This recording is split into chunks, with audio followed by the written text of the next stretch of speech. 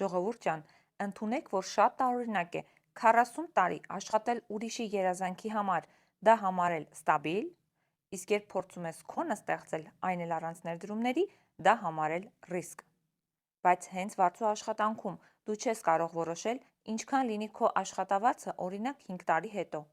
երբ կլինի քո հանգիստը, կլինի առհասարակ այդ աշխատանքը մի քանի տարի հետո, թե ոչ։ Եվ զարմանալի նա չէ, որ մարդիկ վախենում են գումար կորցնել, մարդիկ վախենում են քննադատությունից, որ ինչ-որ մեկը կասի, քեզ մոտ չի ստացվի, այդ ուր ես քիթդ մտցրել, ապրի ինչպես բոլորը։ Եվ այո, շատերն այդպես էլ անում են, ապրում են ինչպես բոլորը, սպասում են շաբաթ-կիրակի, հանգստի, թոշակի, ամբողջ կյանքում ինչ-որ բանի են սպասում։ Իսկ տարիները ցավոք չեն սպասում ոչ ոքի։ Ես չեմ ասում, որ բոլորը պարտադիր պետք է դառնան ձեռներեց, բայց եթե հոգուդ խորքում վաղուց ուզում ես այլ կերպ ապրել, գուցե ավելի վախենալու է չփորձելը, քանի որ 10 տարի հետո շատ ավելի ցավոտ է լինելու տալ քեզ հետևյալ հարցը. իսկ ինչ կլիներ, եթե ես այն ժամանակ քայլ անեի։